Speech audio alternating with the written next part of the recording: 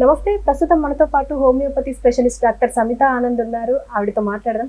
నమస్తే మేడం. నమస్తే మేడం, ఈ కాలంలో విటమిన్ సి, డి లోపం ఎక్కువగా ఉంటుంది పిల్లల్లో కానీ పెద్దల్లో కానీ. అసలు ఈ విటమిన్ సి లోపం కానీ డి లోపం కానీ ఎందుకు వస్తుంది అంటారు? Vitamin C and vitamin D లోపం ఎందుకు వస్తుందంటే ఆహారంలో లోపం వల్ల, ఆహారం సరిగ్గా తీసుకోకపోవడం. ఎందుకంటే ఇది ఒకటేమో విటమిన్ సి ఏమో ఆహారంలలో ఉంటుంది పుష్కలంగా. విటమిన్ డి వచ్చి మనకు సన్లైట్ నుంచి ఎక్కువగా వస్తుంది, సన్లైట్ నుంచి.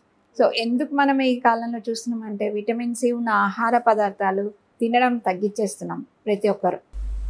సో దానివల్ల కూడా మనము ఈ విటమిన్ సి డెఫిషియన్సీ ఎక్కువగా చూస్తున్నాం. తర్వాత విటమిన్ డి ఎందుకు వస్తుంది అంటే అందరూ ఆఫీస్కి ఏసీలలో ఉండడము, తర్వాత సన్లైట్కి ఎక్కువ ఎక్స్పోజ్ కాకపోవడము, తర్వాత ఫుల్ కవరింగ్ వేసుకొని ఉండడము బట్టలు కూడా. అంటే మనకు స్కిన్కి ఇప్పుడు ప్లాంట్స్కి ఎలా సన్లైట్ అవసరమో గ్రోత్కి, అలాగే మనిషిలకు కూడా సన్లైట్ అవసరం. సో దట్ లైట్ గివ్స్, ఆ సన్లైట్ మనకు విటమిన్ డి ఇస్తుంది. సో ఆ సన్లైట్ వల్ల మనం విటమిన్ డి అబ్జర్వ్ చేసుకునే ఇది వస్తుందన్నమాట. సో ఎప్పుడైతే అందరూ ఇలా ఆఫీసులో రెస్ట్రిక్టెడ్ అవ్వడము, తర్వాత క్లోత్స్ కూడా ఫుల్ కవరేజ్ ఉండడము, తర్వాత ఒక డార్క్ స్కిన్ వాళ్ళు, డార్క్ కలర్ స్కిన్ ఉన్న వాళ్ళు తొందరగా అబ్జర్వ్ చేసుకోలేరు ఈ విటమిన్ డి సన్లైట్ నుంచి. చేసుకోలేరు డార్క్ కలర్ ఉన్న వాళ్ళు. సో వాళ్ళలో కూడా మనం ఎక్కువగా విటమిన్ డి లోపం తక్కువగా ఉండేది మనం చూస్తుంటాం. అఫ్ కోర్స్ ఇప్పుడు మనకు vitamin D, vitamin C tablet ఫామ్లో, సప్లిమెంట్ ఫామ్లో మనకు దొరుకుతున్నాయి. సో ఎవరికి ఎలా అవసరమో అలా మనము ఇవ్వాలి మెడిసిన్. ఇప్పుడు విటమిన్ సి అయితే పుష్కలంగా మీకు అన్ని సిట్రస్ ఫ్రూట్స్, సిట్రస్ వెజిటేబుల్స్ అంటే టొమాటోస్ కానీ, ఆరెంజెస్ కానీ, క్యాబేజ్ కానీ, స్వీట్ పొటాటో, తర్వాత మన ఈ సిట్రస్ టైప్ ఆఫ్ ఫ్రూట్స్లలో అన్నిట్లో మీకు విటమిన్ సి ఉంటుంది. Lemon, broccoli, lemon. సో ఇవన్నిట్లో మన వెజిటేబుల్స్లో కూడా ఉంటాయి, టొమాటోస్లో ఉంటాయి, అన్నిట్లో ఉంటాయి. మనం ఇవన్నీ సమతులంగా తింటూ ఉండాలి రోజు. సో విటమిన్ సి మనకు అది బ్యాలెన్స్ అవుతుంది. సో ఇవన్నీ సరిగ్గా తినకపోవడం వల్ల కూడా విటమిన్ సి లోపం అవుతుంది. తర్వాత ఎందుకంటే మెయిన్ విటమిన్ సి మనకు అన్నిటికీ చాలా అవసరం. మనకి ఇన్ఫెక్షన్స్ వచ్చేది వాటితో పోరాడడానికి విటమిన్ సి చాలా అవసరం. ఇమ్యూనిటీ మీద చాలా ఎఫెక్ట్ ఉంటుంది విటమిన్ సి. ఎందుకంటే vitamin C helps in absorbing iron అన్నమాట. ఇప్పుడు మన బ్లడ్ వెజల్స్లో ఐరన్ ఉంటుంది కదా, హిమోగ్లోబిన్ అంటారు. Haemoglobin again it absorbs iron. So ఈ ఐరన్ అబ్జర్వ్ చేయడానికి విటమిన్ సి అవసరం. సో ఇది అబ్జర్వ్ చేసి ఐరన్ అబ్జర్వ్ చేసుకొని స్టోర్ చేయడంలో దాని కెపాసిటీ ఉంటుంది. సో దానివల్ల మనకేంటి హెల్తీగా ఉంటాం. ఇప్పుడు నీకు అనీమియా అంటారు కదా, అనీమియాలో ఏంటి రెడ్ బ్లడ్ సెల్స్ తక్కువగా అయిపోవడం. సో అక్కడ కూడా నీకు విటమిన్ సి ఇండైరెక్ట్గా కారణం డెఫిషియన్సీ. ఎందుకంటే బ్లడ్ సెల్స్ ప్రాపర్గా ఉండకపోవడం, నార్మల్గా ఉండకపోవడం, తక్కువగా ఉండడం వల్ల అనీమియా వస్తుంది. సో అక్కడ కూడా మనము గమనించుకొని వాళ్ళకి విటమిన్ సి మనం సప్లిమెంట్ ఇవ్వాలి. లేదా విటమిన్ సి ఒకవేళ తక్కువ అయిపోతుంది, డెఫిషియన్సీ వస్తే ఏమేమి రిస్క్ ఫ్యాక్టర్స్ ఉంటాయి? విటమిన్ సి మీకు తెలిసినట్టు ఇందాక చెప్పినట్టు ఇమ్యూనిటీకి ఒకటి హెల్ప్ చేస్తుంది. తర్వాత బోన్స్ అండ్ కార్టిలేజ్ మజిల్స్, ఏదైతే బోన్ జాయింట్స్ ఉంటాయి కదా దానికి ఇట్లా కార్టిలేజ్ మజిల్స్ అవన్నీ ఉంటాయి. సో వాటి గ్రోత్కి కూడా విటమిన్ సి చాలా అవసరం. Okay. So growth and development of బోన్స్కి విటమిన్ సి చాలా ఎసెన్షియల్. సో ఎప్పుడైతే ఇవి తగ్గిపోయాయనుకో బోన్స్ గ్రోత్ కానీ ఇవన్నీ కూడా తగ్గిపోతుంది. తర్వాత డిఫార్మిటీస్ వచ్చేస్తుంది. విటమిన్ సి చాలా తక్కువగా అయిపోయింది అనుకోండి పిల్లల్లో, అంటే ఇది మనము తరచుగా మనం పిల్లల్లో చూడొచ్చు, ఏ ఏజ్ వాళ్ళైనా చూడొచ్చు.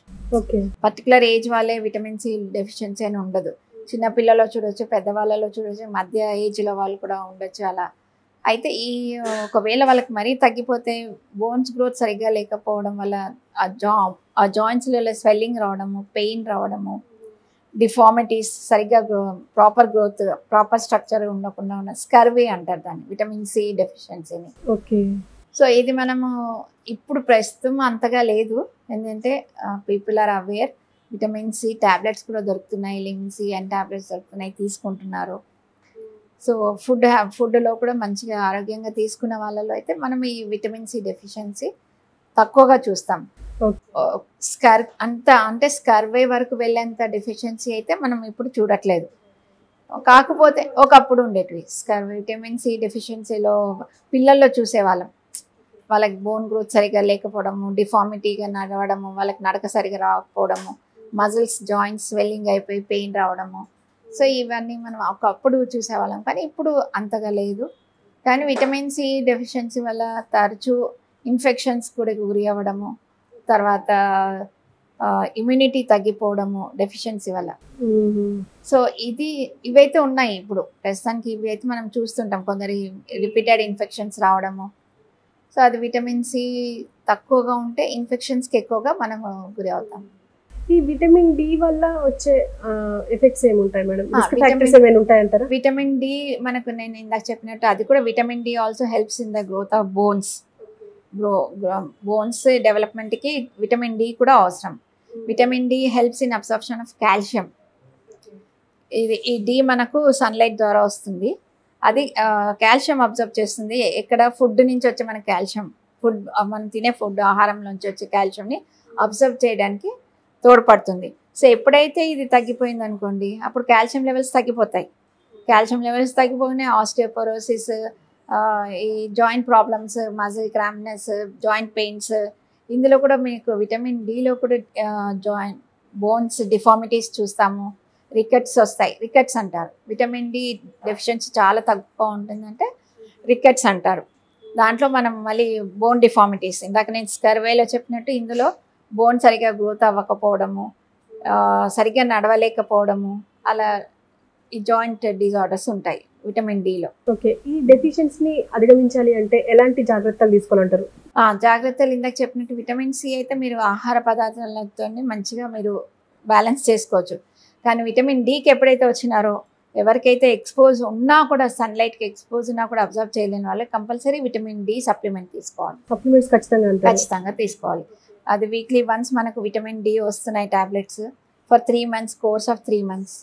Otherwise expose to sunlight, morning 7 to 8 sunlight, 7 to 9 వరకు ఆ టైంలో ఏదైనా ఒక టైంలో సన్కి ఎక్స్పోజ్